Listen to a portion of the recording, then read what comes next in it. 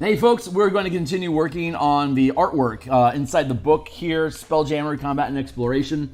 Give me a second here to check my signal, go through my spiel, and then we'll get to work. How you guys doing today? How you guys doing today? Perfect.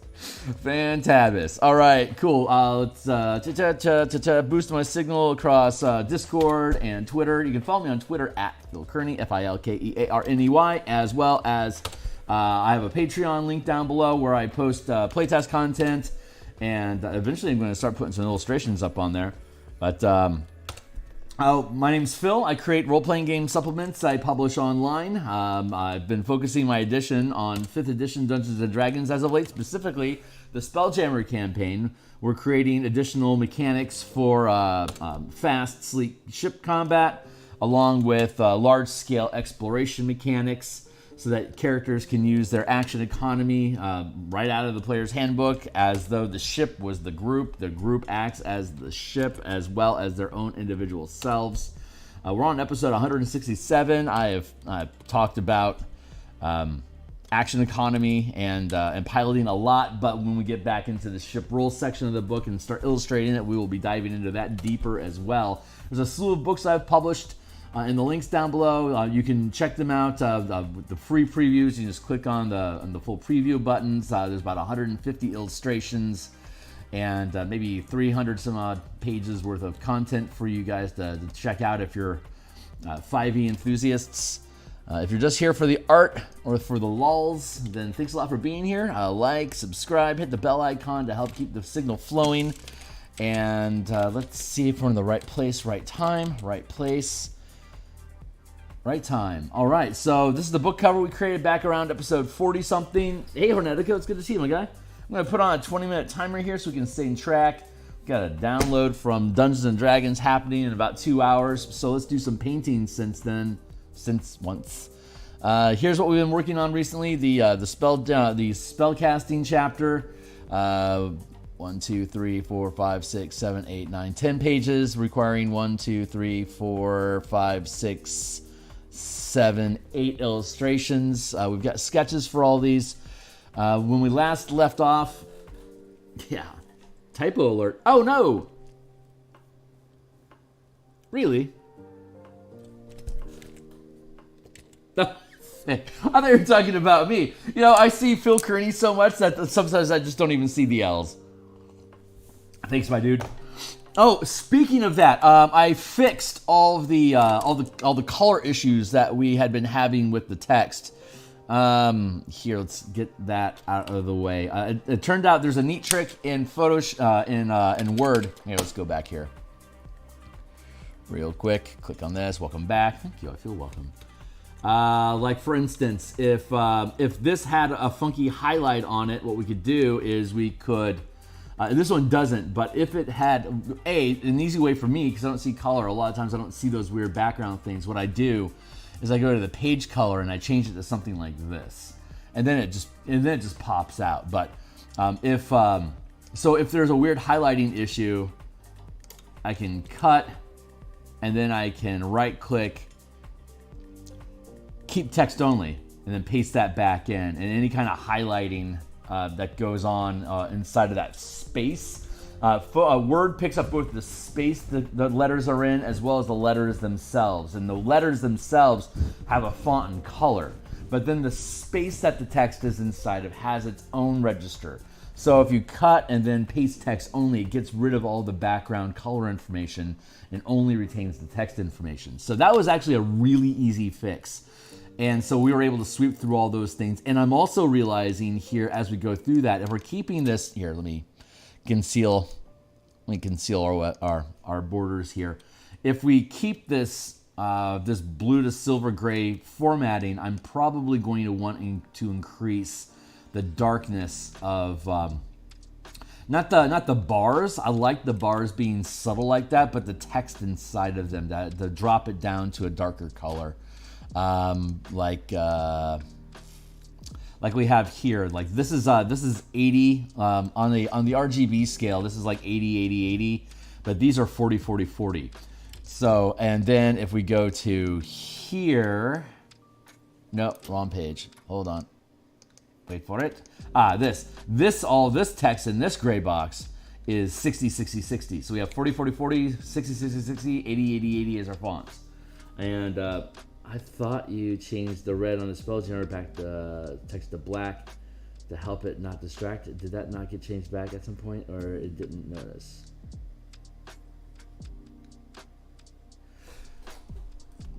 Hi Shiner. The book cover should be black. The Google Doc is in no way current. So that was old. I think this, we should be looking at black here, right? Yeah. We switched to black. So, but yeah, that's the point, right? In my Patreon, any of the playtest content I have there is not current.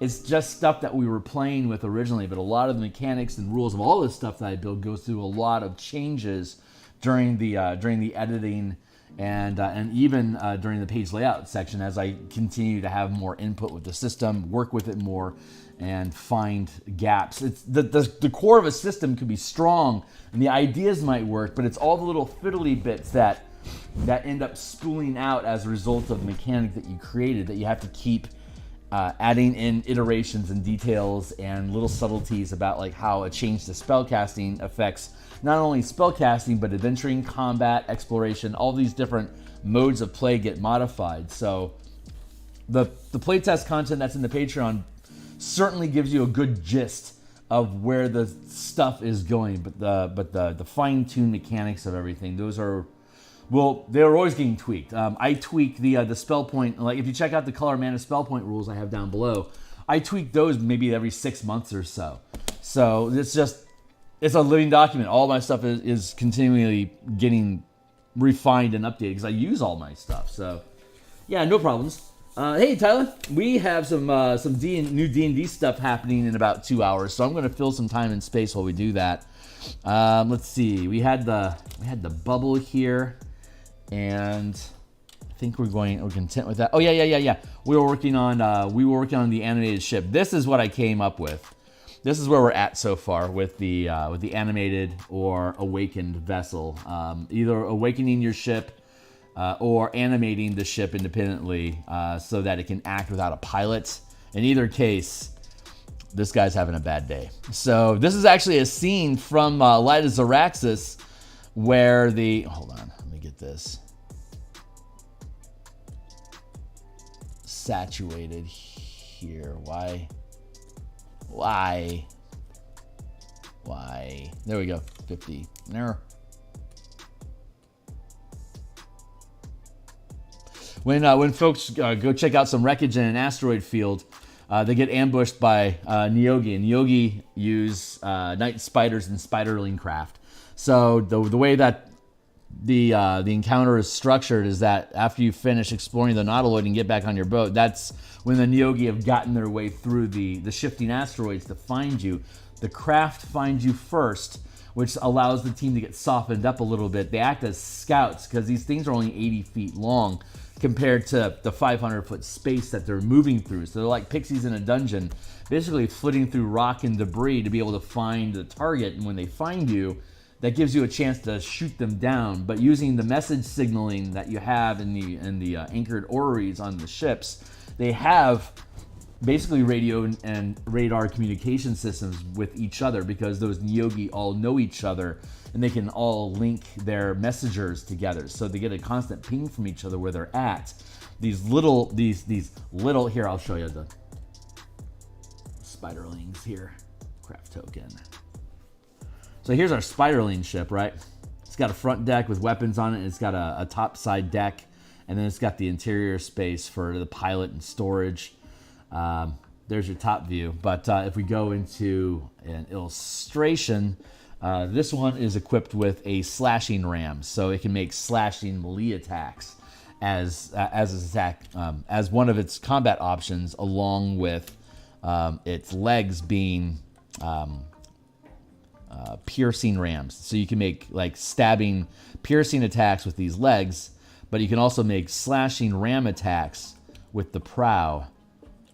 I love these ships. They're so freaking fun. They're so hostile, man. There's so many weapons. There's so many weapons on these ships. Like, you can have multiple characters attuned to the helm. And like, if you have, okay, so Where's a clear space? Here we go.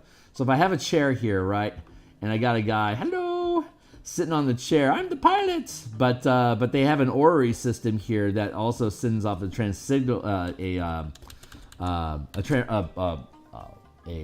radar signal, so you can use the orrery device as a scrying device to be able to see further than your character would normally be able to see, like miles, hundreds of miles, or even thousands of miles, depending on the size of the object.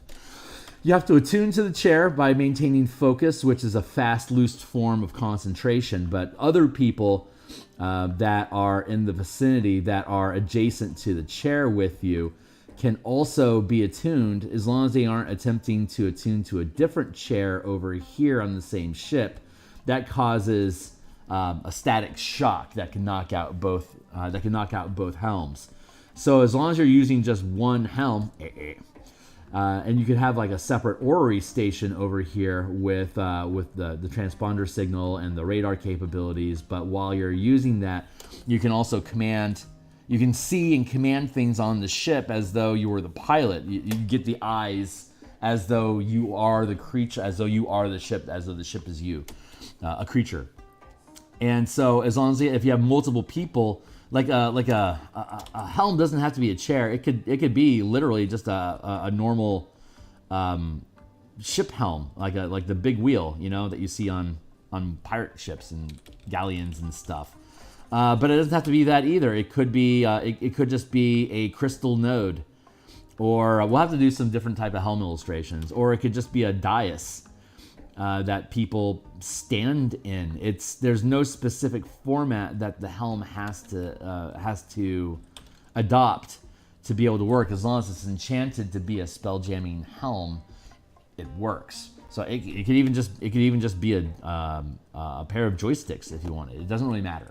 But if you are adjacent to or occupying the space of the helm and maintaining focus and attuned, then you can have multiple people operating a helm together, so that everyone is using their action economy to invest into what the ship is doing. And there's multiple weapons on these ships.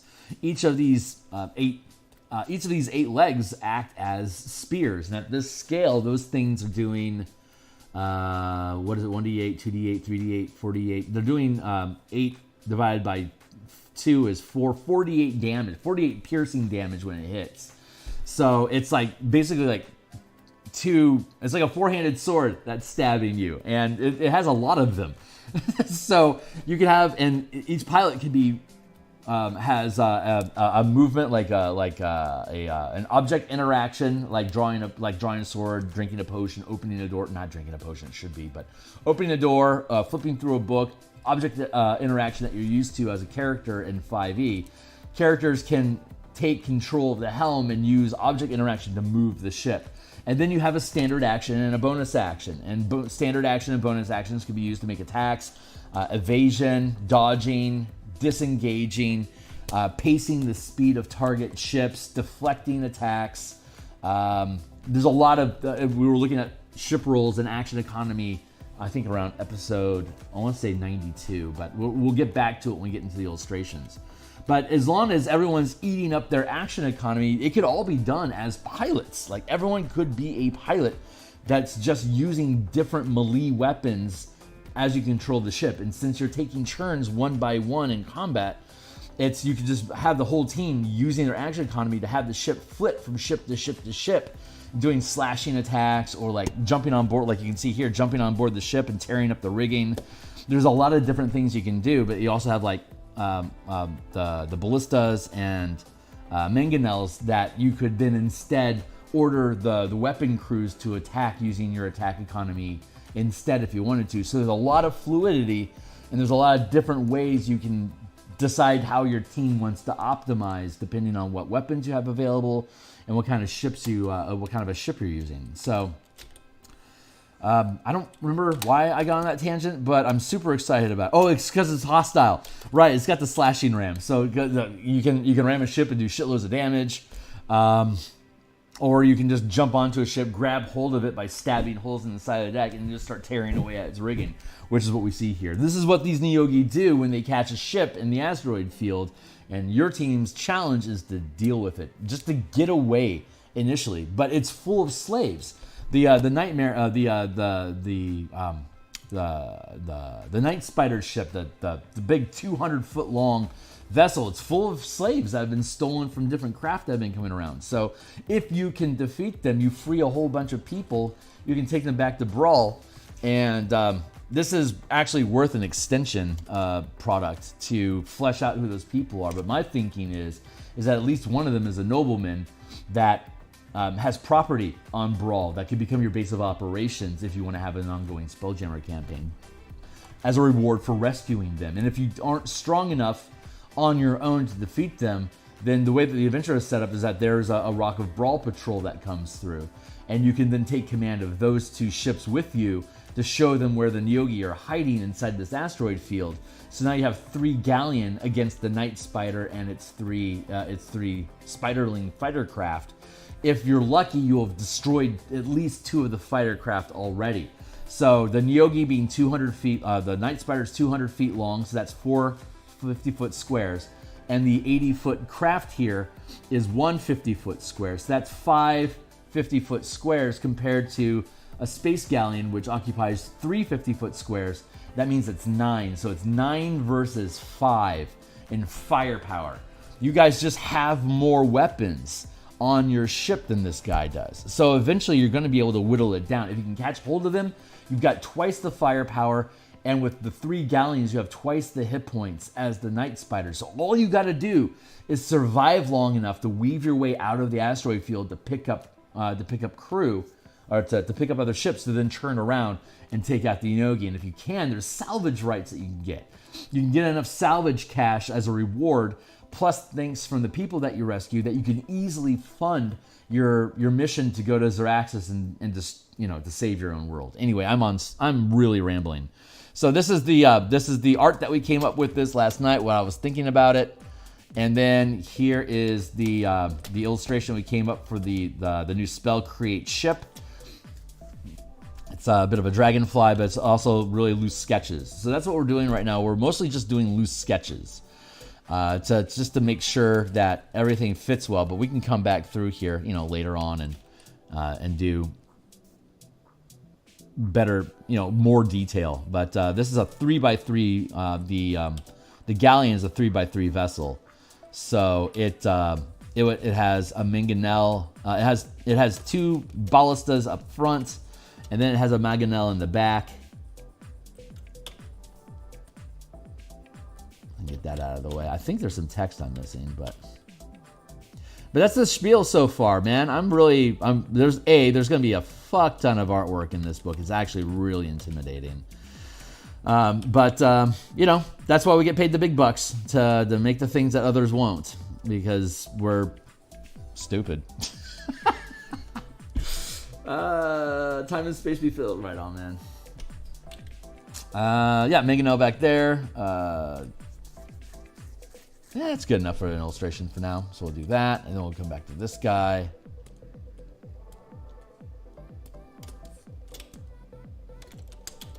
So the way I think I'm going to process this is that we can do full color up front, and as it goes further and further back in the ship, it's more and more of a sketch. You're creating the ship, right? So you're dreaming it into existence.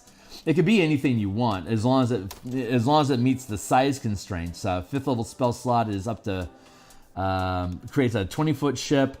3rd is 30, 40, 50, and then once you get into higher magic, 6th level is 100 feet, 150, 200, and then the really big one's 250 feet with a 9th level spell. If you're using my advanced universal spell points and high magic system, you have a 10th level spell slot at 19th level, which would give you a 500-foot ship like an Armada or a Dwarven Citadel or a super carrier sort of thing.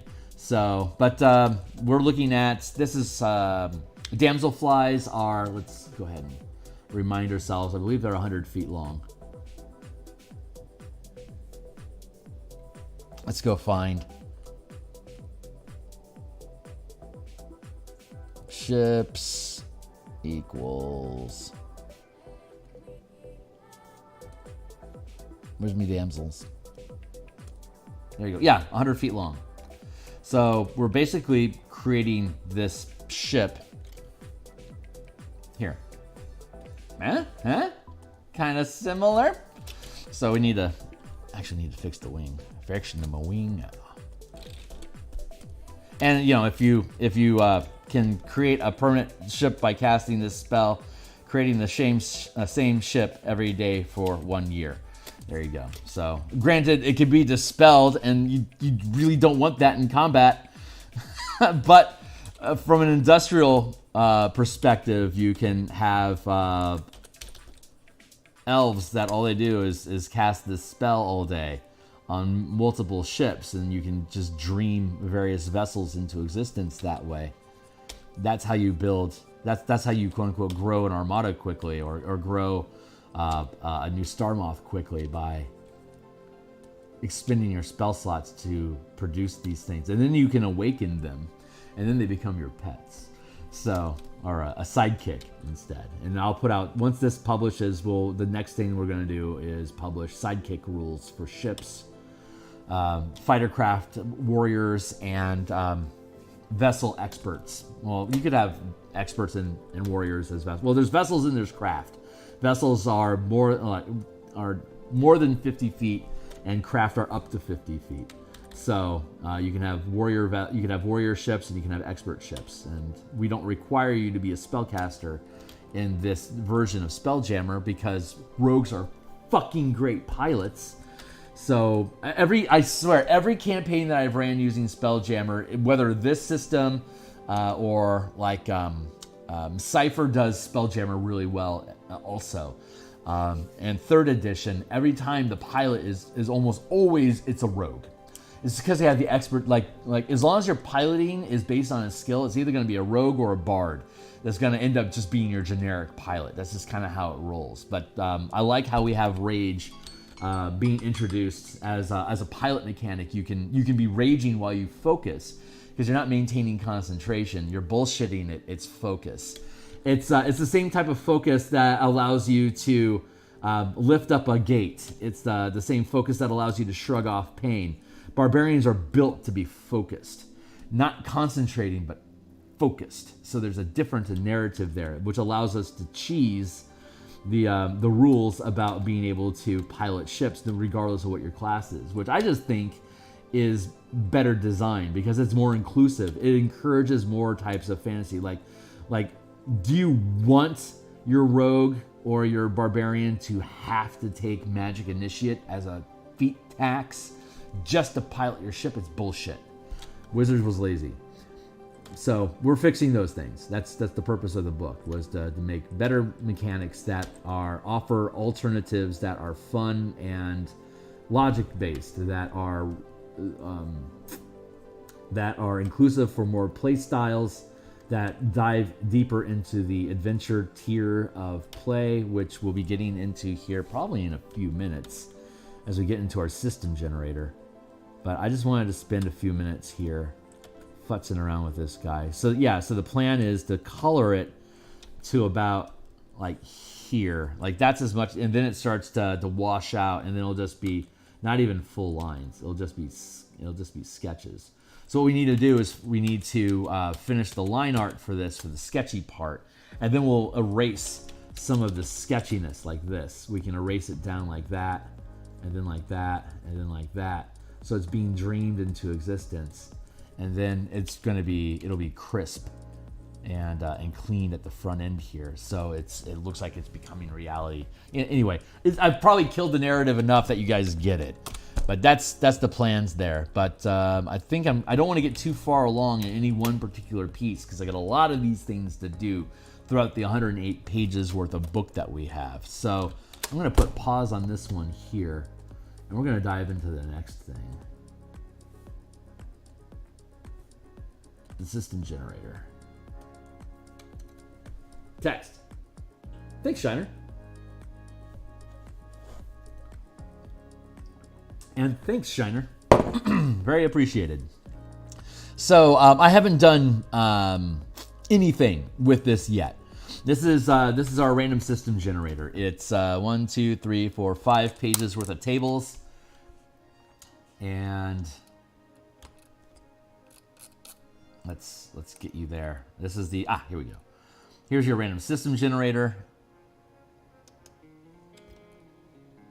Inside the book,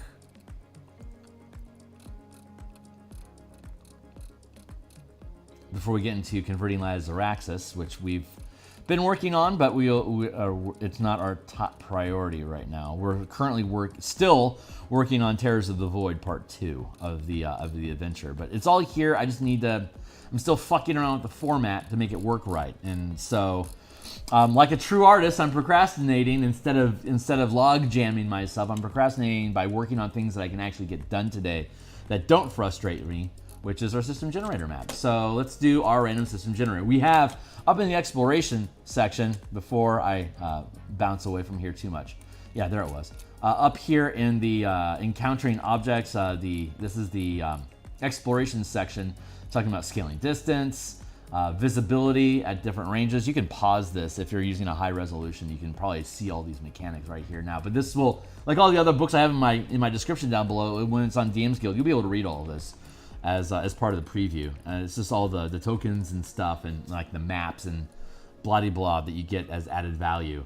But getting down through objects in the void, drifting objects, unnoticed encounters in the void, object size and their hit point capacity for when objects collide, like moons that have millions of hit points because of their size smashing into another object.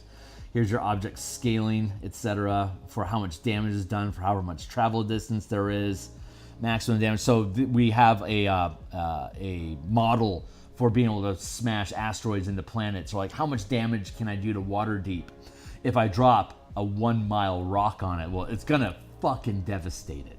So we have you can chew on this stuff and look at all these mechanics here if you want to pause your screen. But again, this will all be available for you guys to look at when we get to it. But here we have traveling the astral sea, and then once you actually get out of the astral sea through a color pool or by entering wild space directly, then we have traveling wild space and mapping between worlds, and how to do a grid map for different systems. How fast do these different planetary objects move? Planets and moons move at different scales. So we can do a lot of maps like this to demonstrate how you can like grid crawl across a system crawls. So after we finish with the sidekick book, we can do a hex crawl or a space crawl supplement for how to randomly, like how to drop in adventure chunks into here. Talking about spherical gravity, escaping it, traveling through a gravity field, traveling inside of atmosphere, all that crap. Anyway, the point of that is that we're working on system generators. So when we build these system generators, we have a lot of open space on the page so that we can draw cool stuff about systems. So I'll just walk you through the process here real quick. Random system generators below is a series of simple random tables to build unique systems that can be encountered in the astral sea. So system radius, you roll a d12, 1 through 12. Roll on the table below to determine the size of the system encountered. Your size in 100 million miles. There is no system, it's just planets in the sea. And you roll again using a d4 plus 1, which now means that it'll because it's a system, it doesn't have a system shell, it's just planets, then you're going to have the size of the system is going to be anywhere from 1 to 600 million miles, which is basically within 6 days of each other. It's a small cluster system just floating in the astral. But again, you can scale this up. So if we're looking at a central star, roll on the table below to determine the diameter. And again, these borders will be gone, so it looks clean. I should probably adjust this so these ones are centered underneath the D. That's a small thing that I can adjust, but that's why I like doing this, because I get to stare at this crap for hours and find out what's actually going to look better. Because I can build the thing, right? But then there's actually staring at it. So that's when we find a lot of the aesthetically pleasing stuff that we can stare at. So central star, roll on the table below to determine the diameter of the system's central star, 1 to 8. The central star is a void of necrotic energy instead of radiance. Roll d4 on this table. So there you go. It's a necrotic energy in the center. Roll a 6 up to an 8. 7. There is no central star. Instead, one of the planets in the system is a fire world. Roll a d3 plus 1 on the planet diameter below. So on the next page, we have planet diameters. So the number of moons you have is determined by the diameter of the planet. D4 table, number of moons is D4 minus 1. So a planet this small might not have any moons at all, right? So number of planets, planet diameter. It breaks down. It's just a breakdown, and I like manipulating. Here, I'll show you. My favorite one is inhabitants. The inhabitants include all results equal to and less than the number rolled. Roll a d20. Here's a 20. Roll d6 plus 12 on this table, ignoring results below 15, including plant food. So let's see, d6 plus 12,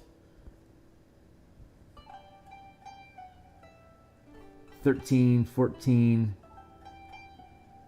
That should be, why did I word it that way? That seems weird. Roll d6, I think that's supposed to be a d4 plus 13. So it's aberrations, elementals, fae, and undead. Let's look at this one. Roll a d8 plus 10 on this table. Oh, that's what it means.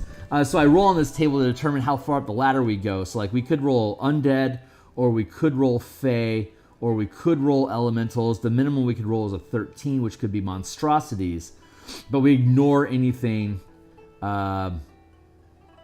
below 15. That doesn't make it. Oh, that's right. Ignoring results. The results indicate plant. Let's see. 2 dots. This result indicates plant food doesn't naturally grow in this world, but may have scarce amount present. Below 11. So if we go to, I think I have to reword this. Roll d8 plus 10 on the table. So the minimum is going to be an 11. Ignoring results below 11. Including plant food. So that means that this result indicates plant creatures specifically. A result of 13 or less includes plant food suitable for grazing and cultivating. So that's why 1 to 4, no native creatures, but may have a small settlement of non-native population. Roll d8 plus 10 on this table. So that'll be a minimum of 11 to 19. Of a small population. So like the minimum would be 9. Right, because there's no plants. So this result indicates plant creatures. Oh, and if I roll a 5 to 7, it says plant creatures specifically. A result of 13 or less includes plant food suitable for grazing and cultivation. So 13 or less. And then I think I need to reword this a little bit. What I'm trying to get at is building the scale. I'm glad I do this. I don't mind embarrassing myself in front of you guys because, example, rolling a 12 includes creatures that are plants, beasts, 12. Plants, beasts, and humanoids. So rolling a result of 12 indicates creatures that are plants, beasts, and humanoids. Other types of creatures may exist in the world, but are very rarely encountered. Rolling a 20 necessitates a reroll on the table of a d6 plus 12. A result of 16... elementals. Means that creatures in the world are monstrosities, aberrations, and elementals without any plant life. An earth world could be populated by Zorn or other earth elemental creatures alongside monstrosities and aberrations that have adapted unusual natures to survive the environment. That's what, okay. Yeah, I need to reword that a little bit differently, but just to make this flow a bit more smoothly. Oh well, here I am embarrassing myself yet again. Anyway, we embarrass ourselves and then, because we're men, we fix it. So let's see. Let's go into... So what we're going to do here is... I'm going to rename this text. I'm going to save this. So I will go back and see tonight if I can reword this stuff a little bit differently and reload it as we work into it. Let's see. System generators. So what do we want to put in here? We want to put in a star cluster. Ideally, I think I want to do... do this. So we could have a system map that could be, well, any scale. Roll again using a D10 plus 2 and multiply results by 10. So 100 million miles, I could roll up to 400 million miles, up to 1.2 billion miles. And then if I roll a D10 plus 2, that was built correctly. So that takes us to a 3 or more. So D4 up to D12, or even jump up D10 plus 2. Yeah. I bet, yeah, because it could have, I should notate here that we can re-roll this result, increasing it by 100, then by 1,000, by 10,000, by 100,000 if I keep rolling 12s. If I roll just one 12, it'd be a D10 plus 12. So if I roll a 10, 10, 10, that would be multiply results by 10, 10, 10. It's going to be times 1 billion, times 10 billion, times 100 billion miles in scale. And then if we run out of D10s, like say we roll 4, that ended up being a 6. So it'd be like 800 billion miles in size. Highly unlikely, but statistically possible. So I think what I want to do is have a grid, and then like maybe have a system size.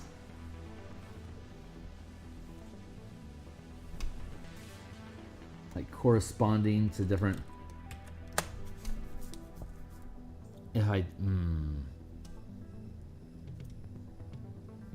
Okay, if I do it that way, this is getting smaller, but the scale here on the chart is getting larger.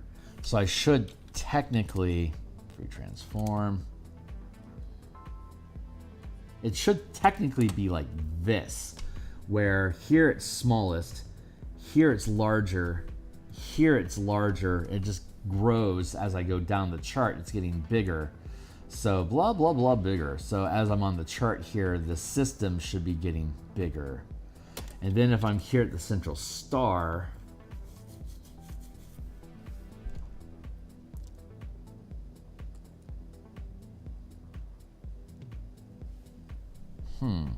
maybe. I like the idea of like,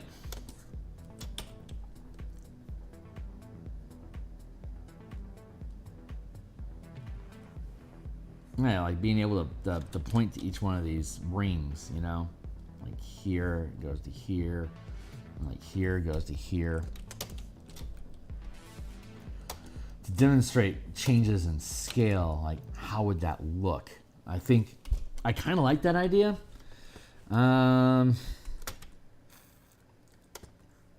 There is no central star. Instead, one of the planets in the system is a fire world. So I could do it. This is why we get paid the big bucks. I could instead. What if so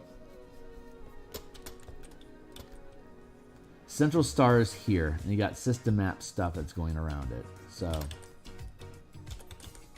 got that, and that, and that, and that for our system size. So I could. The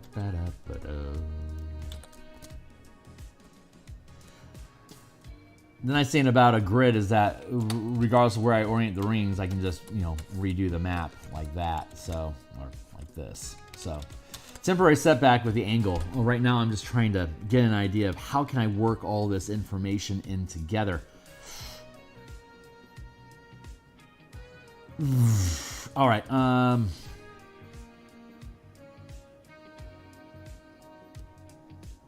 Like if I have it here,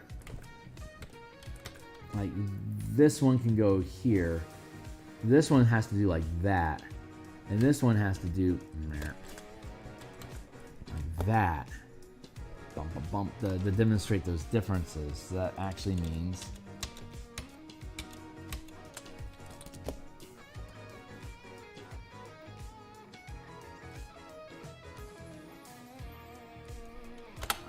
tilt it like this.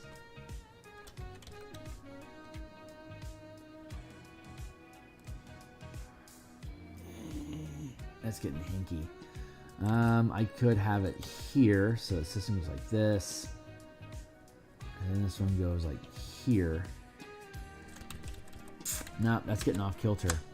I think I have to keep it like this. What I want to do is I want to have a star down here, so that I can use cluster here, and I can like do little, like I can have like little different star system things going on here. It's like little just baubles of light, right?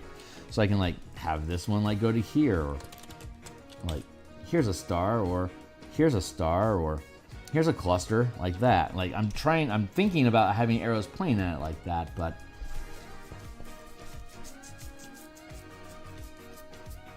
that would kind of mean that the star needs to be down here like this to start messing around with this space.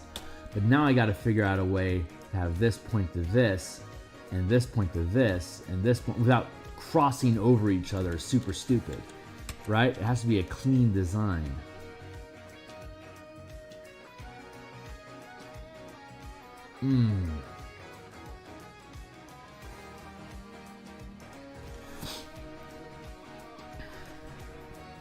Let's see.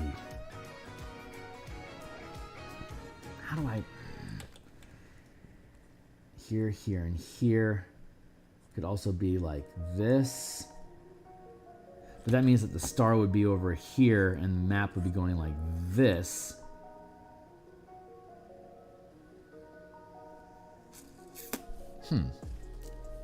Okay, so let's... Like this is a diagram, so all I really need to do for a diagram is grab a grid map.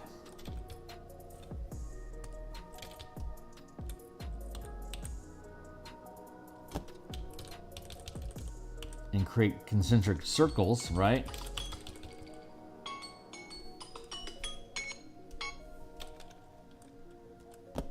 Like that and that. Anyway, it's easy. It's creating maps is easy. It's just circles and squares, right?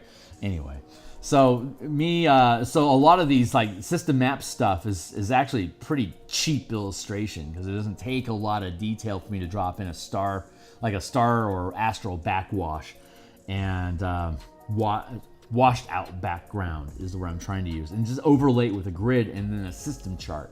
That's actually really cheap and easy, but it looks cool. So it's good illustration content. But right now I've just, okay, so if I build this thing so that the star is over here and then the concentric size rings are like this, can I, like that, and that, there we go, like that. So I could theoretically do that. Let's build that on a separate layer. I don't know if this stuff is interesting to anybody, but it's the work that we have to do. And honestly, I stream so I don't run away from it.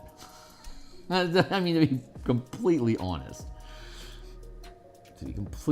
I stream because it's intimidating, and as long as I'm embarrassing myself on camera, I can endure for however long as needed. So we could do,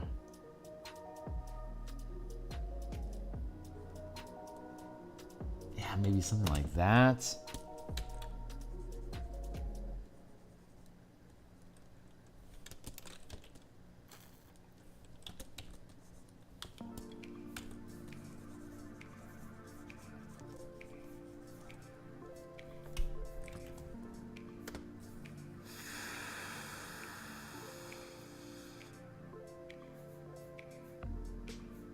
System radius. That's actually really good because then I can have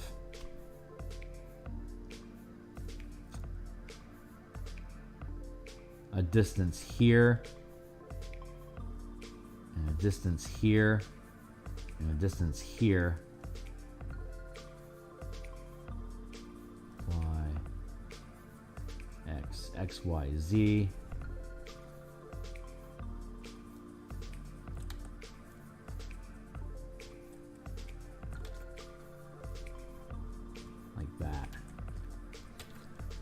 Huh, yeah. And I can even, yeah, that kind of jives.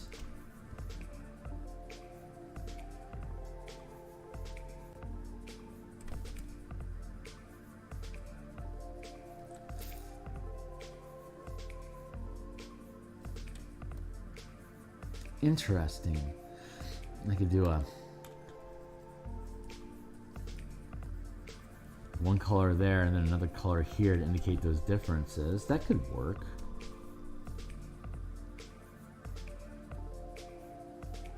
Can I cheat a tilt out of this?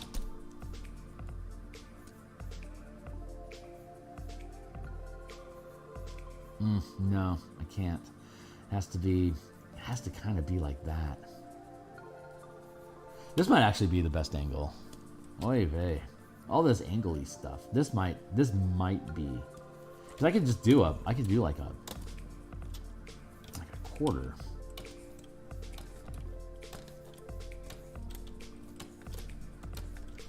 Like that.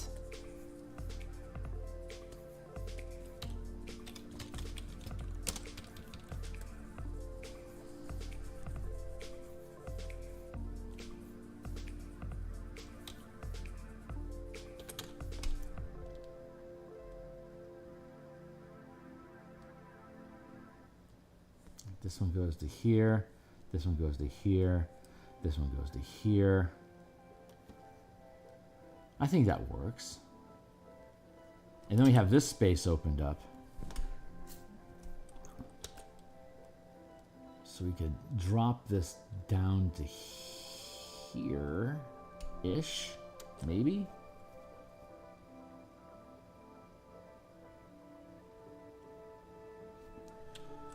And then focus in on the central star. Star cluster. 1d6 stars, each d6 times 1 million miles diameter, each within d4 times 10 plus 30 million miles of center. Should probably, let's see. So then I can create a smaller grid here.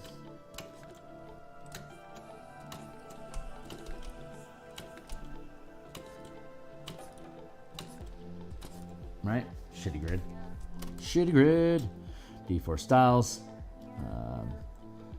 Like clop, clop, clop. Each within 100 million miles. So like you could have like a...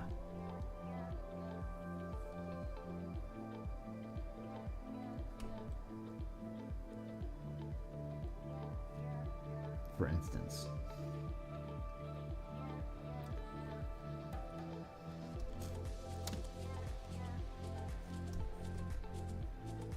The center star is void. Diameter d10 times 100,000.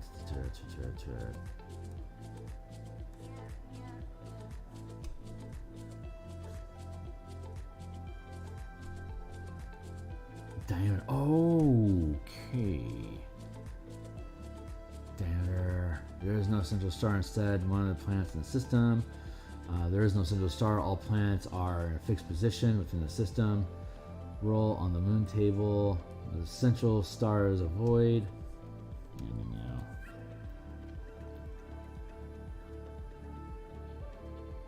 Central cluster. Cluster of stars circling each other. Burp, burp, burp. That would mean... So we'd have to go like this to here. I don't know if I want to do circuitry like that or not. Doesn't feel... It's more Ravnica than Spelljammer.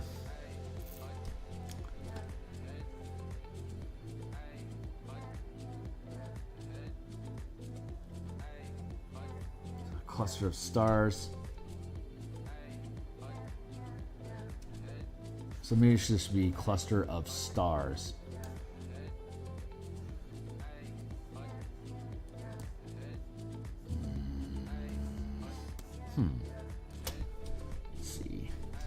Paid the big bucks.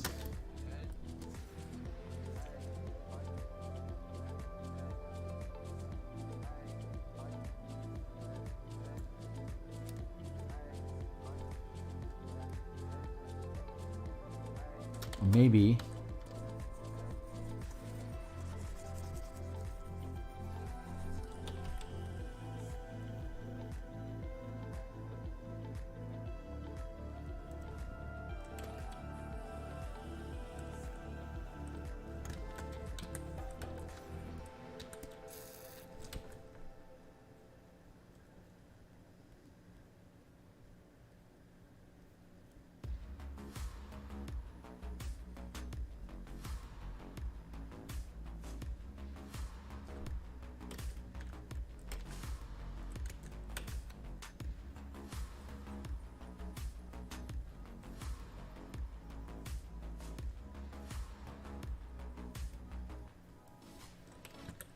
twing.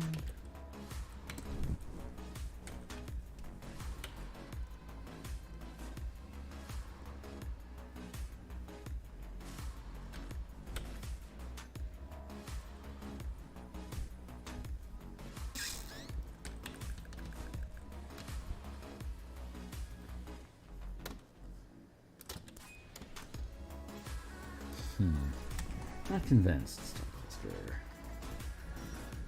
I like the idea of this, but energy along the moon table, fixed positions within the system, each with an orbiting sun. That's kind of cool.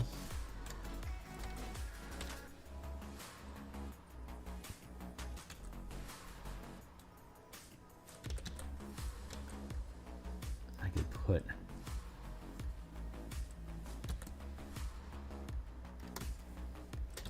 that's kind of a neat idea.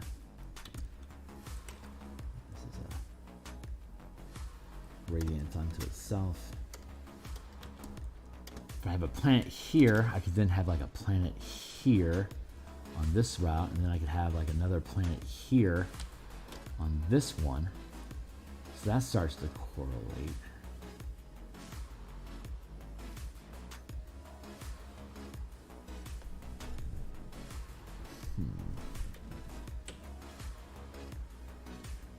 Oof, look at that delay. God, my CPU is just getting bent. That delay was crazy. Do that, and then we can do like a fade out effect here. Except for this, it stays solid like that. So we're going to do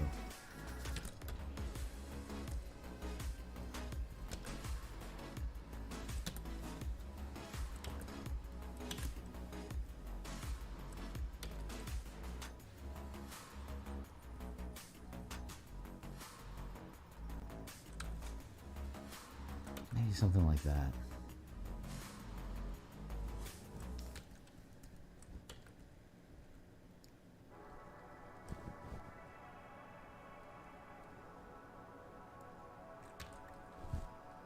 Oh, that's an idea.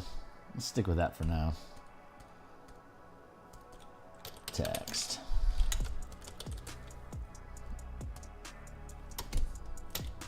Number of planets.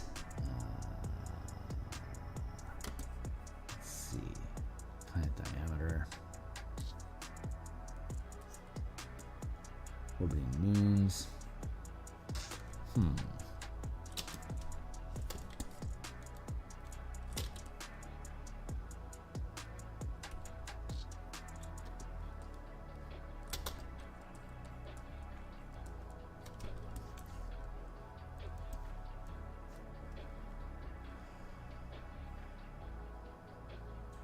You know what? Instead of lines, I could just do numbers, like 1,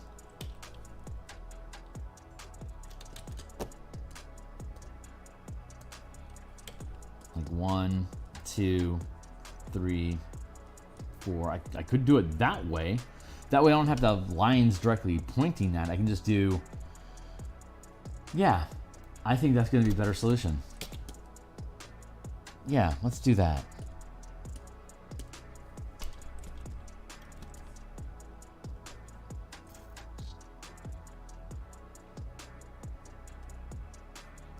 Radius, number of planets, distance between. 600 million. Distance between.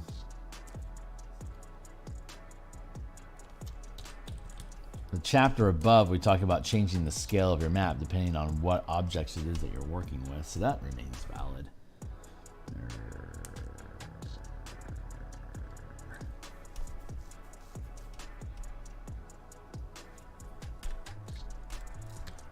Let's do.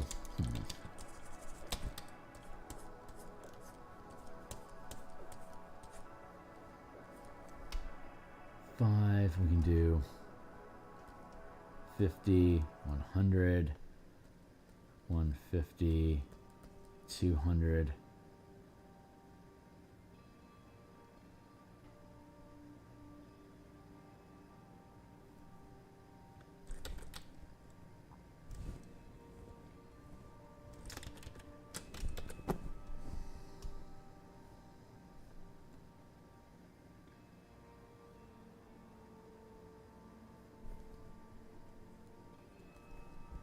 Here.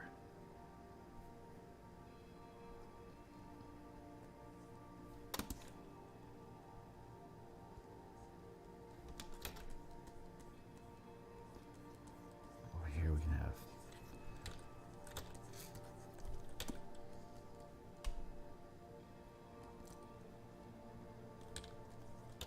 I don't know, maybe planetary system stuff.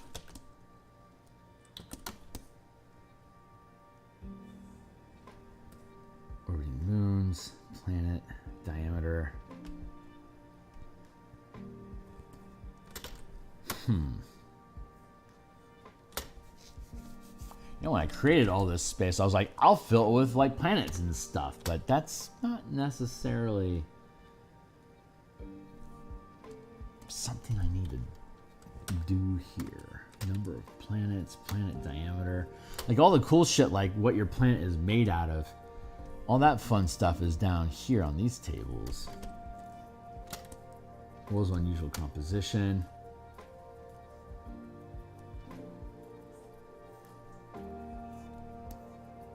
Paralemental.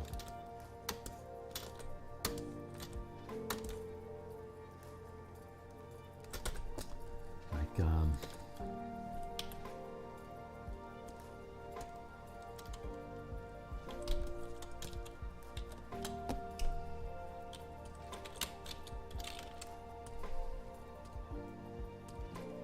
are we gonna do this? Maybe we can work our way backwards.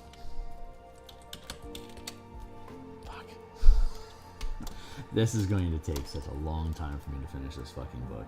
I am legit sad.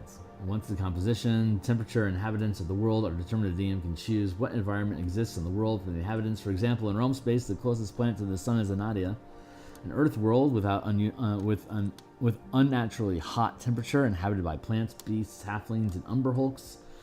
The planet is dominated by deadly. This is actually published in the Realm Space book of 2nd edition. The planet is dominated by deadly desert and lava fields due to its proximity to the sun, but it has habitable zones at the north and south equator, where lakes, rivers, forests, and plains provide sustenance for the inhabitants that thrive there.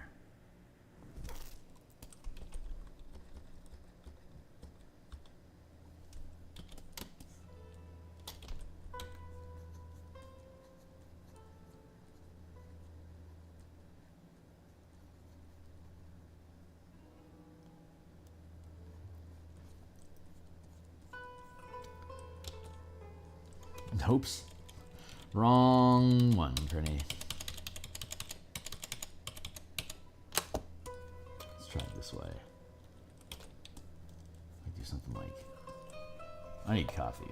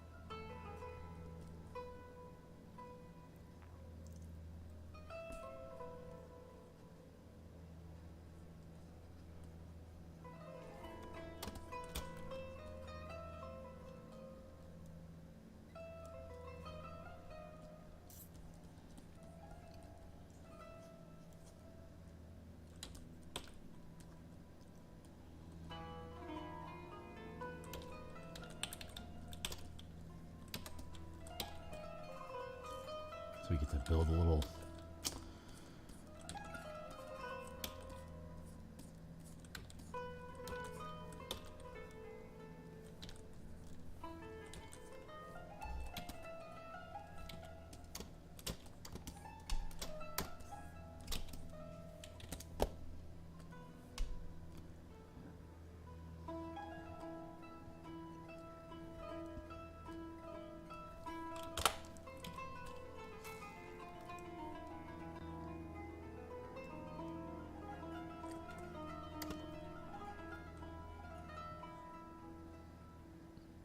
Plants, beasts, and humanoids. I love this.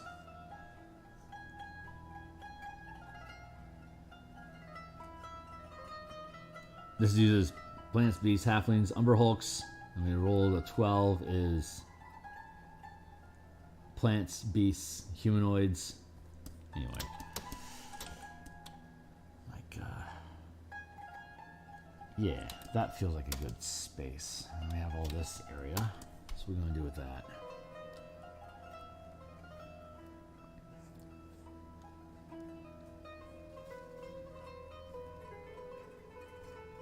This area.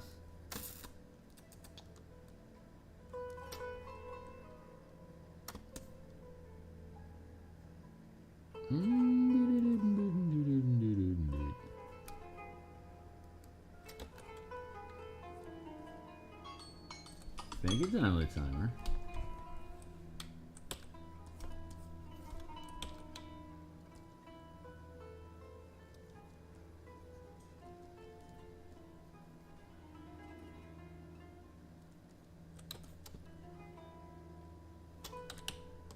Not so much. What do I fill in this space over here?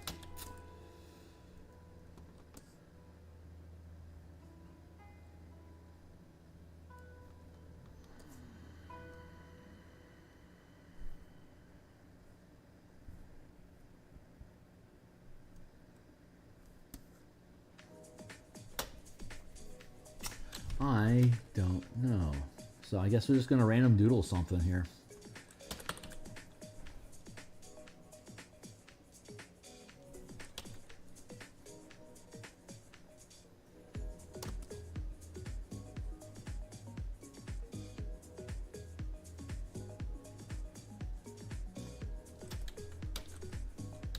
Maybe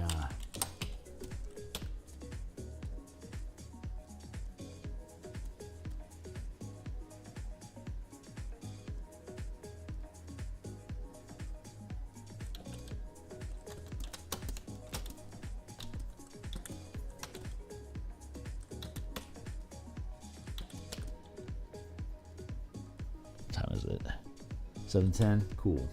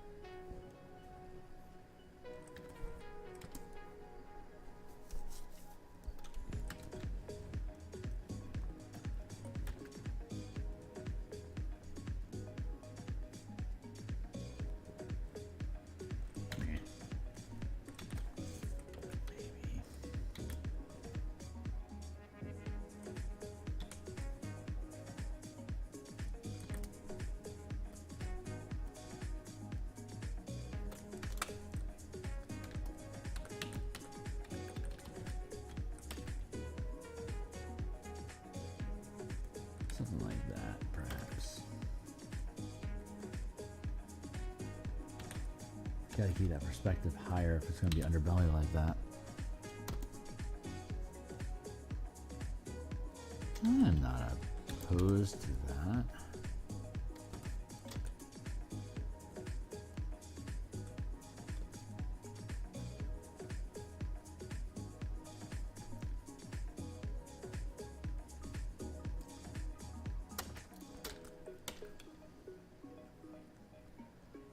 That feels decent.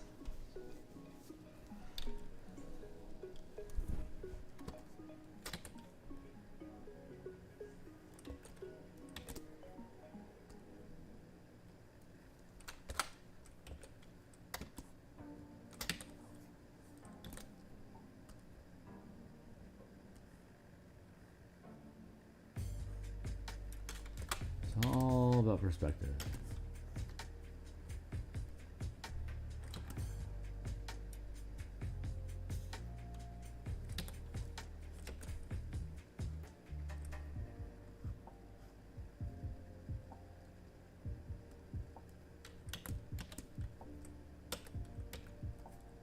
This way, this way.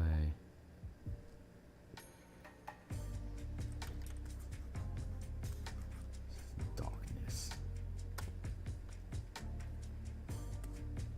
And then fade out here. Yeah, I'm okay with that.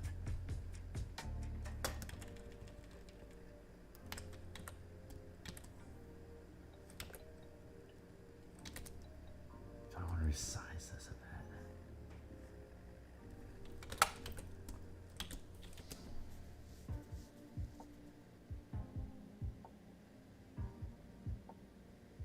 Maybe I don't want to ship in here at all. Maybe that's just distracting proportions. Loses scale. Yeah, that ship's just going to lose scale. So we'll just ignore that and we'll just leave this like this here. A little scorched planet. Still have all this open space here. I don't know what I'm doing with it. Why am I doing with it? Inhospitable worlds.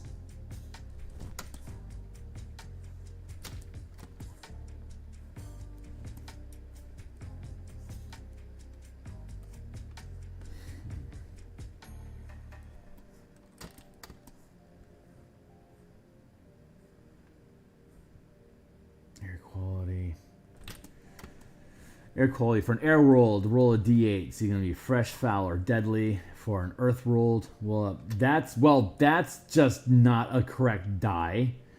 Roll a 1d1. This is why we get paid the big bucks. 1d1. Holy crap! All right, let's fix that. That needs to be fixed. So let's fix that before we lose track of it.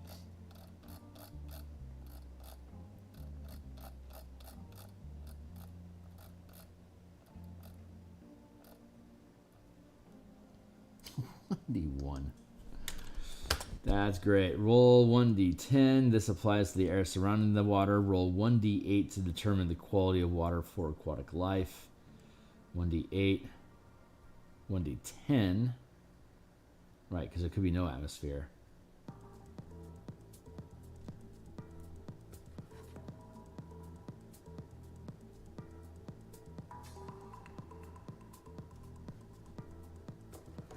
By default, the quality of air and water for creatures native to the world.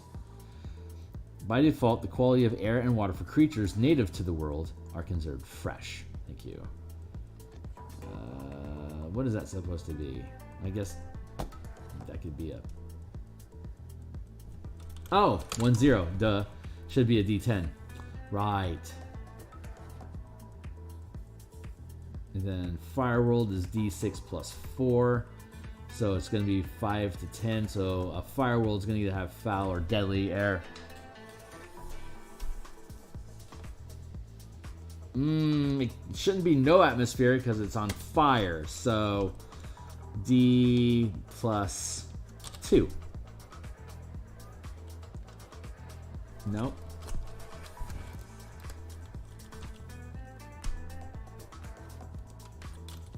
There. D4 plus 4 will take us from a 5 to an 8. So either foul or deadly. Cool. That resolved. Honestly, well, we're supposed to be doing art, so not that. So cool. We fixed that.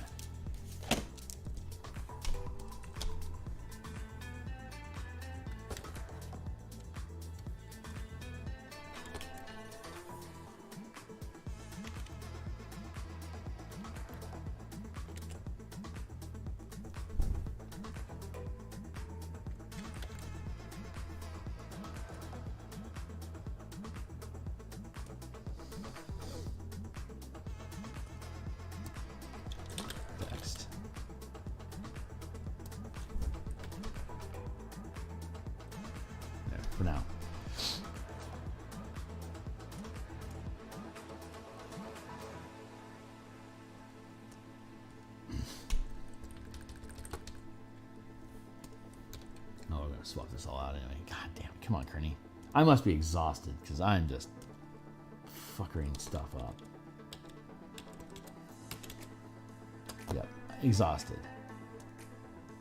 I'm gonna chalk this up to being quiet, to being really tired today. So what am I gonna do about this? Air world. We have a.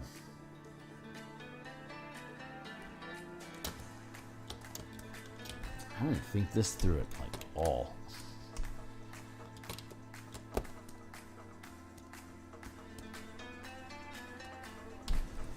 World temperature.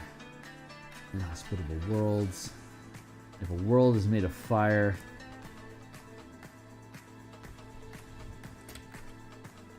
d6 plus 4, result of 8. The distance at which you can notice objects with the naked eye is reduced by a factor of 10, such as noticing a 50-foot craft within 1 mile instead of 10.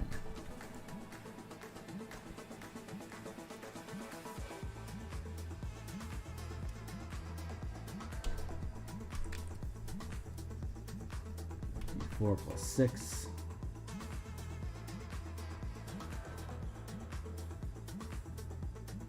So anywhere from a 7 to a 10.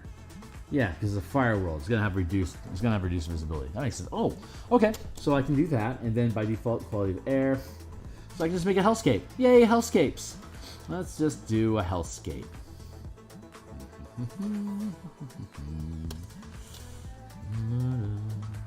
Maybe I'm just thinking this too hard. Maybe I'm so tired that I'm just not realizing that I can just do a bunch of fucking Bob Ross shit.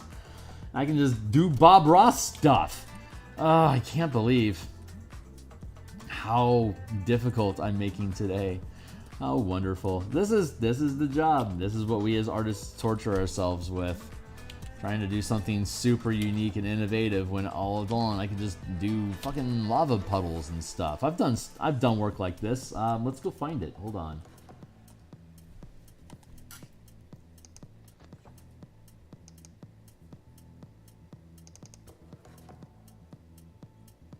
Let's see.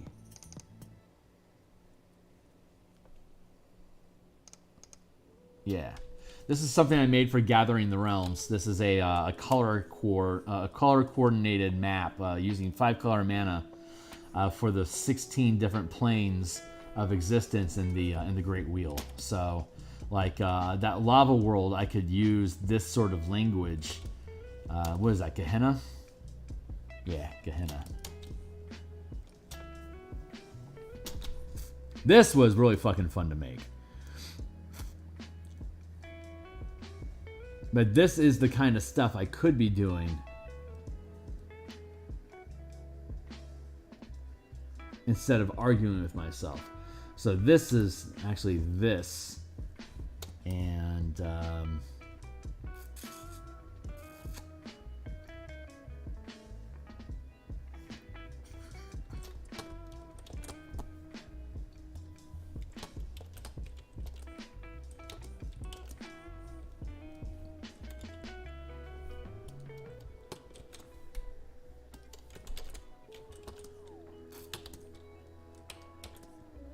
use that as my reference.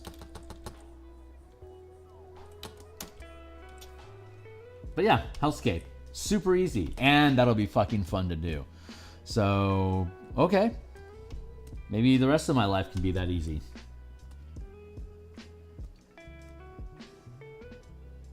Like maybe if I put this further up here.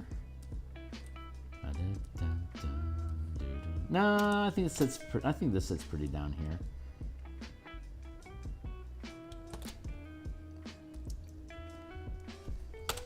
Welcome back. All right. Well, this isn't.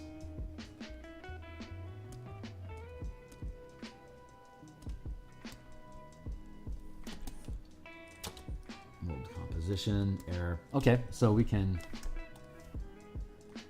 Actually, I can just steal from myself. Oh, how wonderful.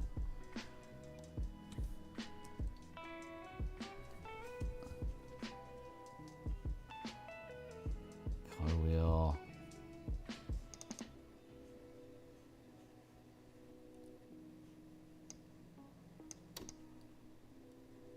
I could just steal those assets that I built. I mean, they are mine after all. But something like that I could do.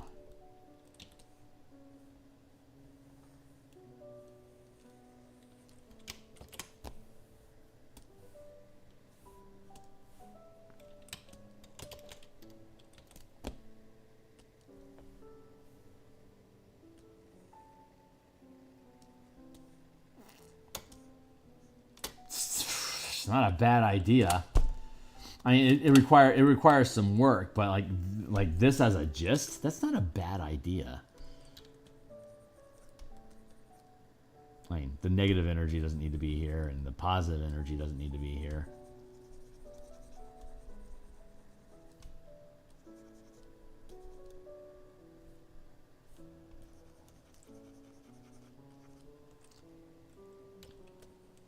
But something like that ain't a horrible idea. Legit. Okay, I can do that because we have air, earth, fire, water, and unusual compositions.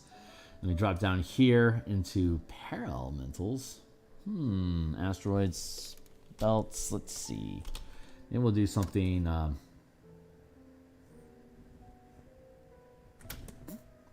Cloud cluster. Oh, I kind of like the idea of.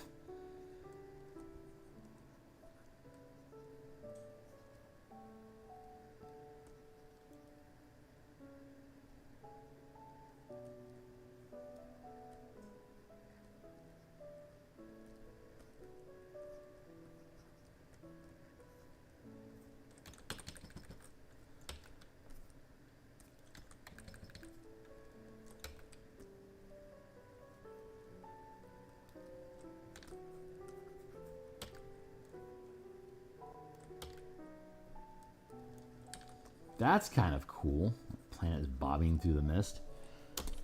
We have that this cloud cluster here.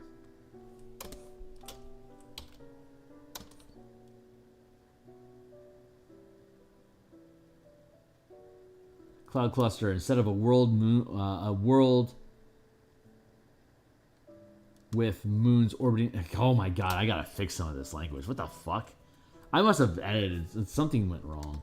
Cloud cluster instead of a world moons instead of moons orbiting around a world, it's an air world with moons rolled on the orbiting moons table above, clustered within the same place. Yeah, I gotta reword that.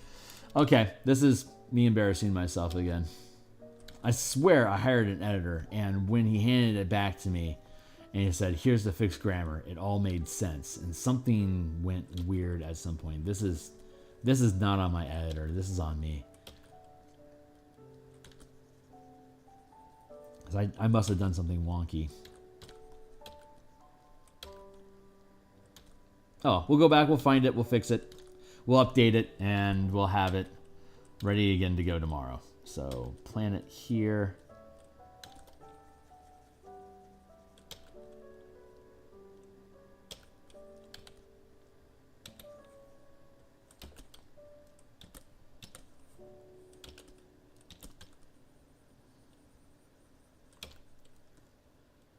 Yeah, this will work.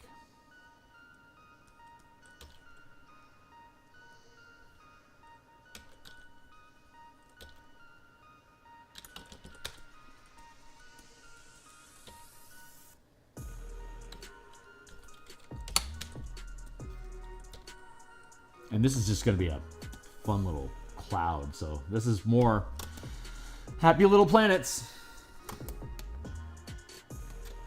Happy little planets. I can have like a little asteroid out like this. Oh my god, how fucking cool is this? Oh man, I finally found my inspiration in this piece.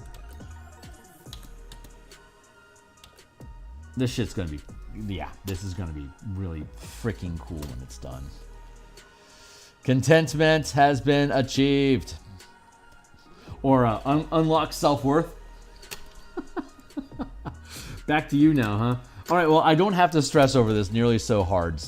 So let's conceal that. We have this one to do. Just a bit.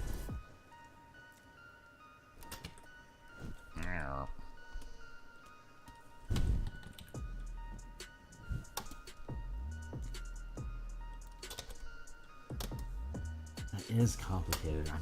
I'm still choking on this one. So let's get that one out of the way.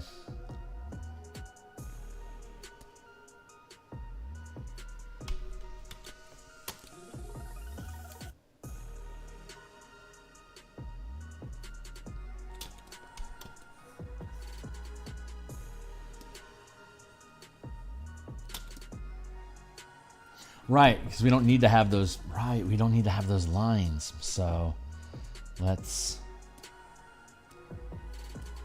seal that. Let's open this one back up. Now we can. Well, okay, we can change the conversation about this piece now. So let's change the beat.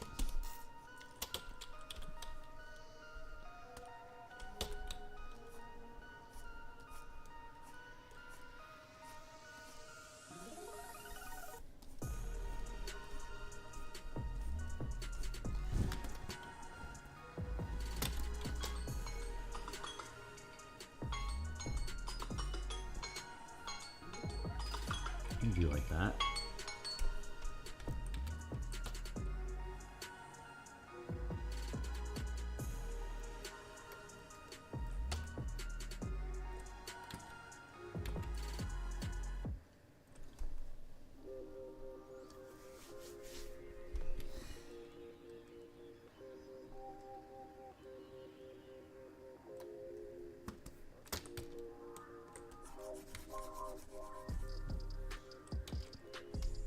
We can go like 1.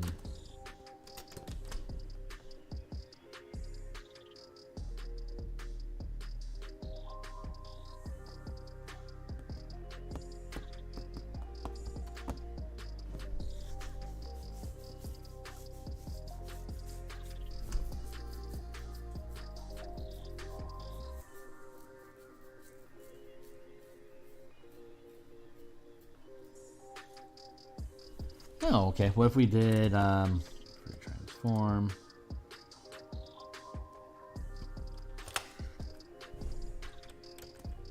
You know, like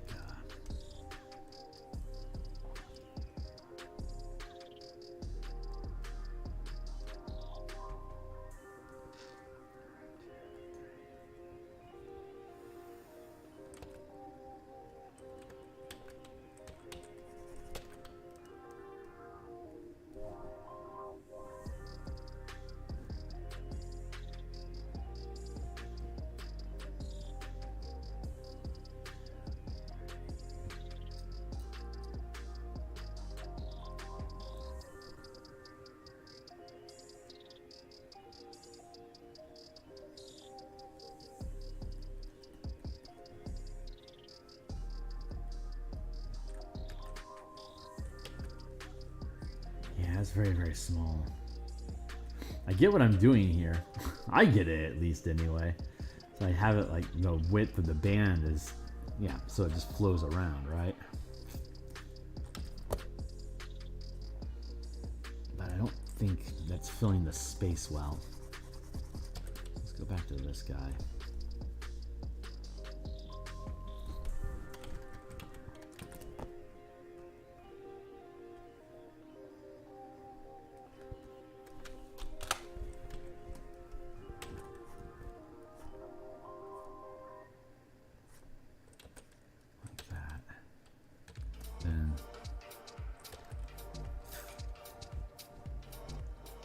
One, two, three, 4,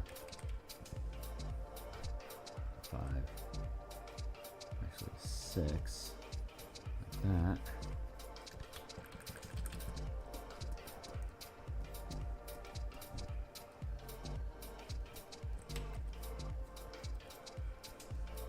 Seven, 8.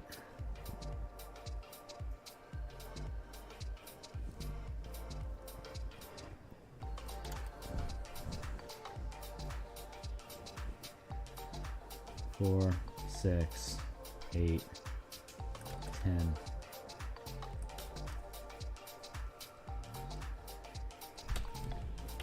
It's gonna be like that. I could do like this. 4, 6, 8, 10, 12. That's not a bad idea. And drop this like that. And then add in 4, 6, 8, 10, 12, 100 million,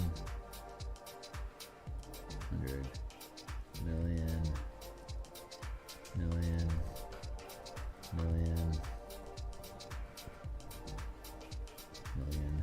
That actually kind of makes sense. It's horribly written right now, but central star. That's actually starting to make more sense here.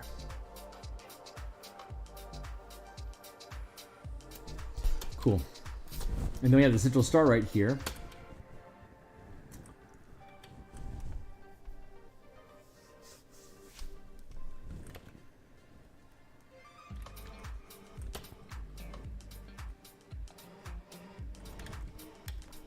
Oh, maybe we, God, maybe the world really is that simple. Here, central star is here, so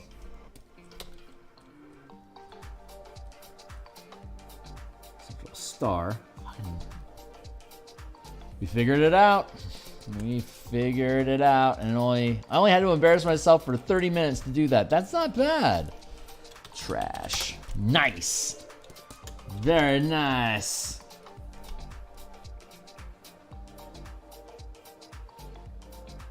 There. This is the way. This is the way. Simple map. It'll fill the space. We can work on the actual framing. And that's probably going to be like maybe 2 hours of work to build that out. Fucking A, dude. God, this stuff is challenging, man.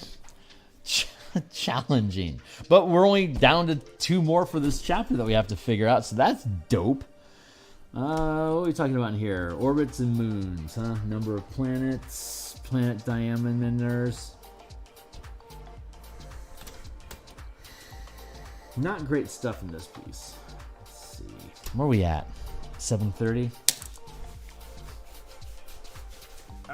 My brain is already getting fried off of this.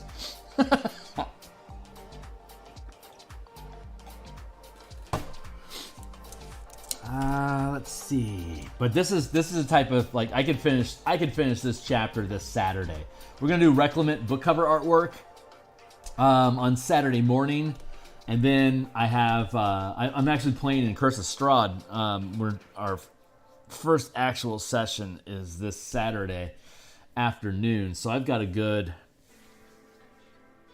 7-hour block between dropping out a Reclamant and my game on Saturday. So I should, in that 7-hour span, be able to create these charts and tables and be done with this chapter maybe by Monday. So we can come back and keep working on other stuff, but we shall see. I don't want to get too far ahead. Yeah, that's right. I don't want to get too far ahead in any particular piece without knowing where I'm at. So what am I going to do with this space here? Number of planets, planet diameter. There's not a lot going on here. Our orbiting moons.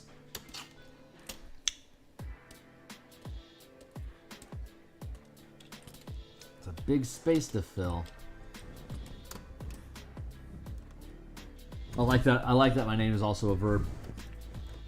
That inspires me to greatness. Let's see. Not including central star, if any. Using the results from the system radius table above to determine on the table below how many planets are in the system and the average distance from the center of the system and each other.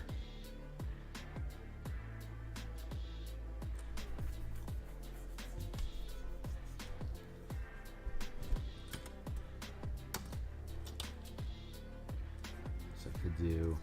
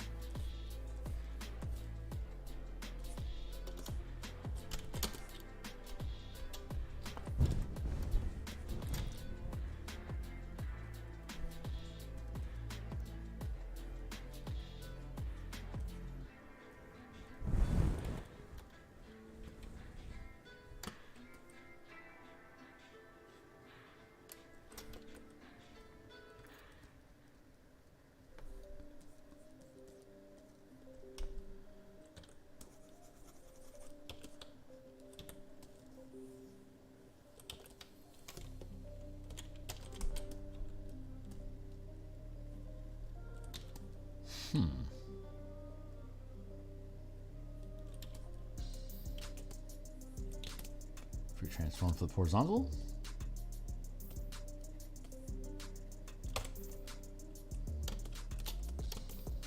Yeah, not to scale. Thanks, chum.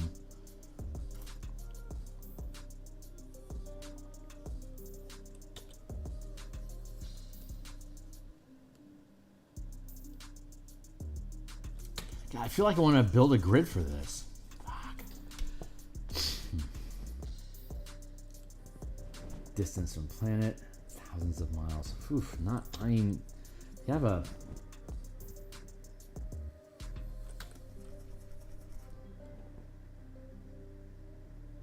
Scale, D4 times 100 miles.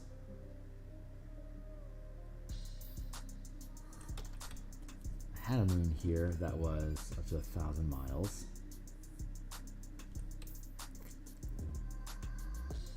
$2d8 times 10,000 miles away.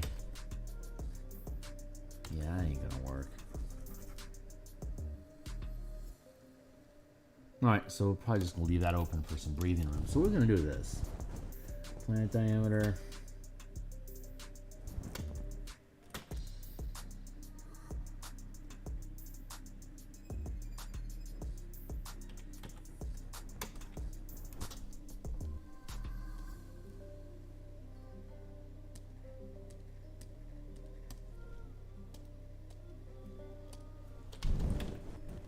Meh.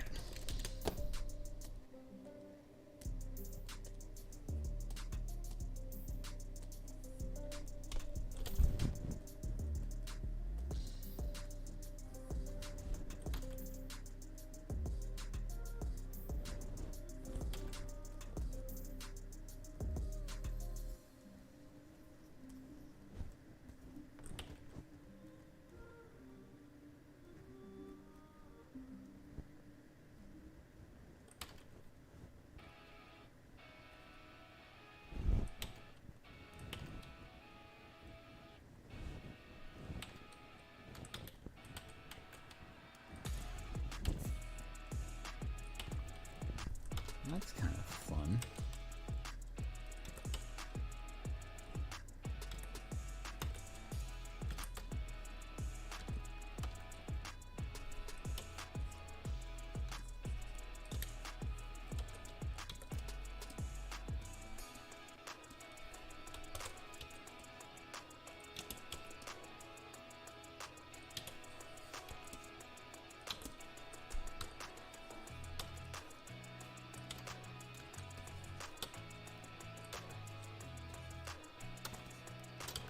Oh, that's kind of fun.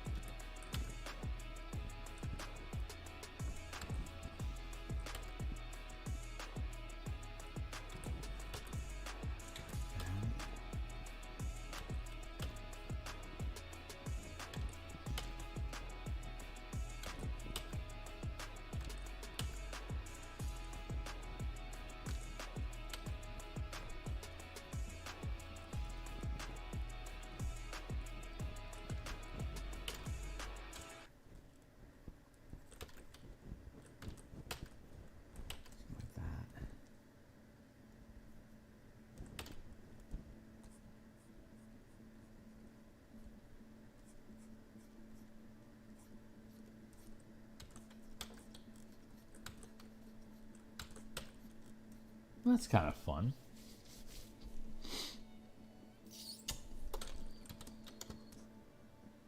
I mean, it's kind of a nothing burger illustration, don't you think?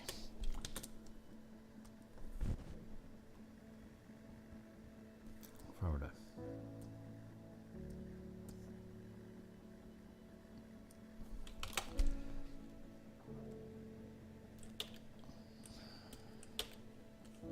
I think that's a decent idea, though.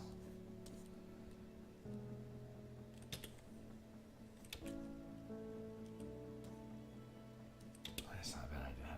This is kind of cool.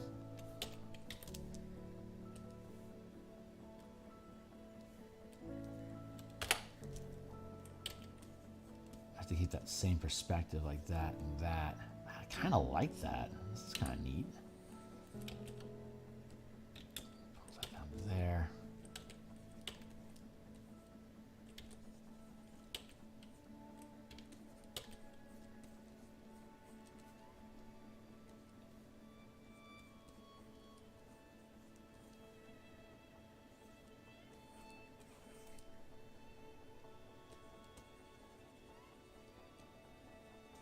Oh, I should probably put that one here. This one goes over here. This one is here. This one is here. Trim that crap down a bit. Like that.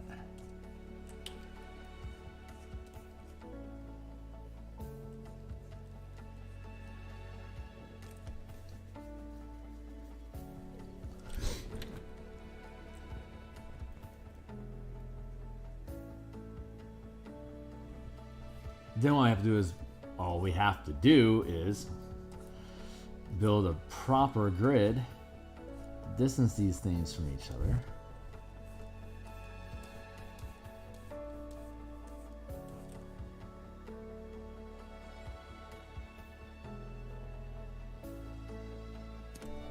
That could actually be pretty fun. Oh my god, crusty. Okay, I think I can work with that.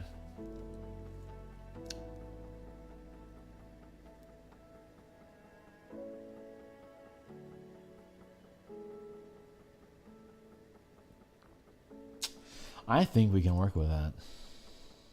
Because I can have like a two-dimensional grid here with the curves here for the planet, but then like get rid of the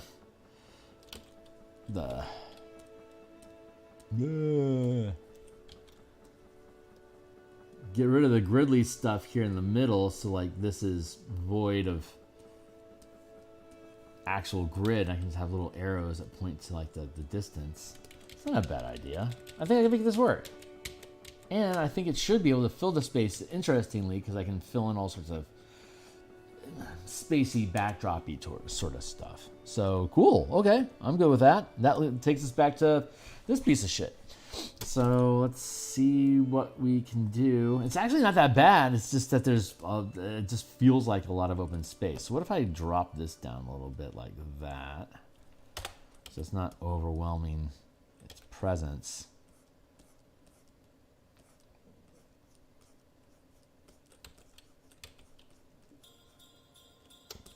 What's going to happen is when we come back tomorrow, I'll have the opportunity to fix all of this random table stuff and reload that so it actually makes fucking sense. But beyond that, tomorrow we're going to work on the bottom rail to build the icons for each chapter navigation bar. And what we're going to do in the piece is we can, since we're creating these icons in the bottom row to take you from different chapter to different chapter, like Creature Menagerie, we can push this over like that and create a spot here up in the corner that we can have that, like whatever the Creature Menagerie icon is, it'll be like here. But then we can have that icon here in the corner as well. And I know we can do that for all the different pieces because I've already gone through and looked at it.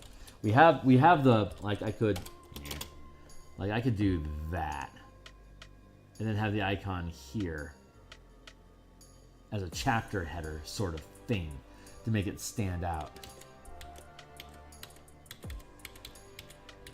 Over here, thank you. Yes, so that's what we're going to do. When we So we don't have anything really going on in the margins at all, except for the bottom navigation row. And then now we're adding in the chapter marker by putting that icon in the upper corner here. So when you click on the Creature Menagerie icon here, it'll take you to this icon here at the front end of Creature Menagerie. So that's how that navigation bar is going to work. I'm happy we figured it out because we'll have circles and little like a planet and a moon orbiting each other or something, and like that'll be our random system generator, like the Xaryxis royal crest.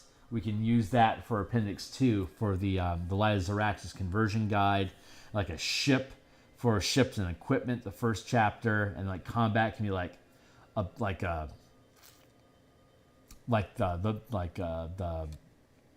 the word I'm looking for. Yeah, these things like this icon, the higher resolution.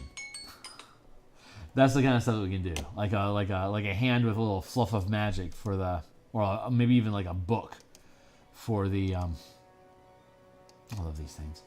A book for the chapter magic for the spellcasting chapter, like an open book. Yeah, little icons. We'll figure out that's what we'll do tomorrow. But I just have another 10 minutes to figure out what I want to do to this space. Maybe we just leave it be. Inhabitants. I could do.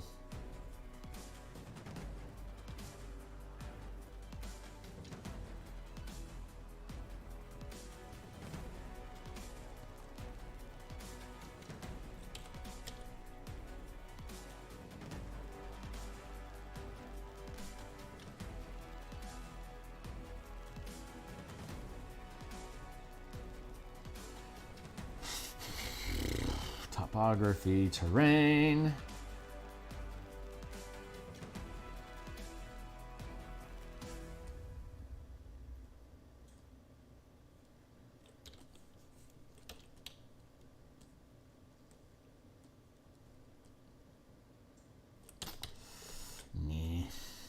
Not like this. Well, actually, I like that illustration, so I don't want to just throw it away.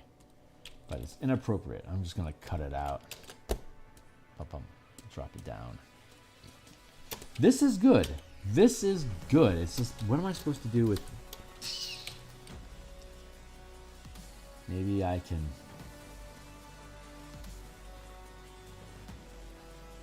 Wild space effect and like astral floof beyond it.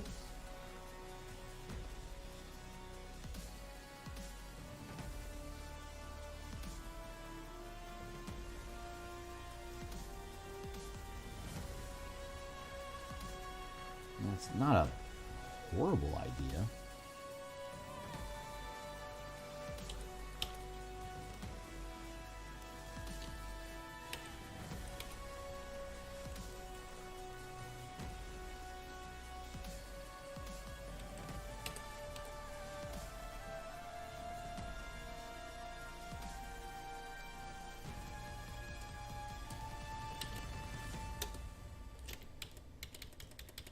Not opposed to it.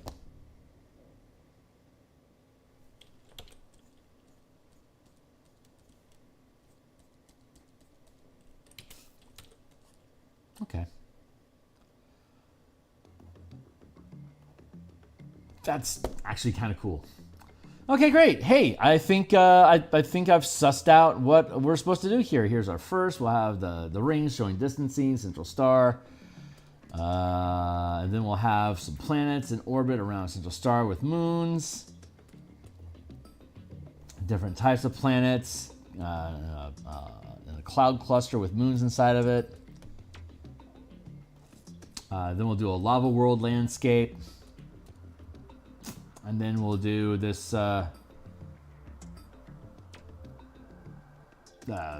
astral system sort of thing. Anyway, I don't know. Anyway, those are what we're gonna do. So that's gonna be.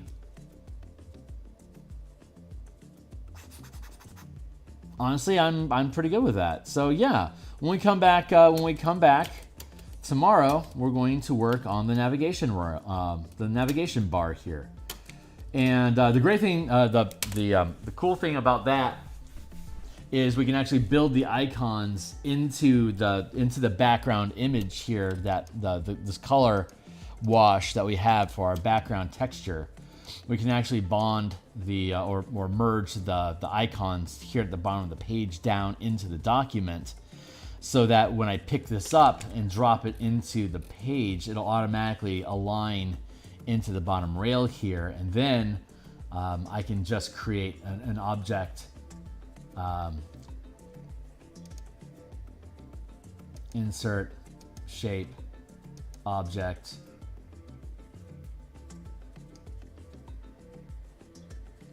like this, and then I can drop little objects, like little boxes, like how to say, we can put blank images inside of this box, little transparent things that will overlay the artwork that we do here. And so when we drop this into the background of the page, and then we can copy paste this like 1,000,000 times or 108 times, so that it automatically sits in the bottom of the page. I don't have to manually do it. I can do the shape formatting over here for arrange, its position, and its size to make sure it auto aligns to this position. But the point is that once we build this navigation bar with the hyperlinks to each of the chapters, it will remain valid throughout the entire document. I just have to copy paste the whole thing. So we'll make all the little icons, and then we'll have an current and others. So there'll be like black art on black lines on white background for not present, but the one like the chapter that we're inside of, it can be like white lines on black background. But then up here in the corner, we can just have a larger version of the white background black line art. So that'll correspond with each other. I think I don't know, maybe we'll do it the other way. Maybe we'll do like white background black line work for the present section, so that remains current here, and then all the other ones can be black dots with white line art. That might be too heavy though. We might just do it gray. I don't know. We'll have to fuck around with it. We'll find something though. But that's going to be tomorrow's objective, is to start creating the line art, the icons for these nav bars. So we're going to go ahead and cut stream here for the day. Thank you. I don't know why I couldn't grab that.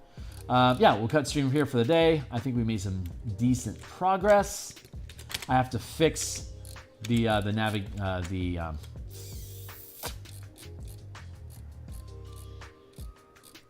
have to go in and fix those errors in the random system generator table, random tables. We'll fix that tonight. We're going to be back on tonight at 7 o'clock p.m. Seattle time. That's 11 hours from now. We're going to jump back on, and we're going to do a couple hours worth of Eberron cartography, continuing to work on the refugee village. And then we'll be back tomorrow morning working on icons. Saturday morning we'll work on the Reclamant book cover for just a Vargas ukulele bard. And then we'll be back on Monday to continue the ideation of stuff. So we finished this. Yeah, that's right. No, we won't be able to finish. We probably won't finish the icons tomorrow. So we'll assume that we'll finish that out on Monday. But then after that, I think we'll work on the creature menagerie and start dropping in the creature art that we created for this chapter. Yeah. So that's where we're at. I'm going to go ahead and cut out of here, and looking forward to talking to you guys. I'll see you on the other side. Thanks a lot.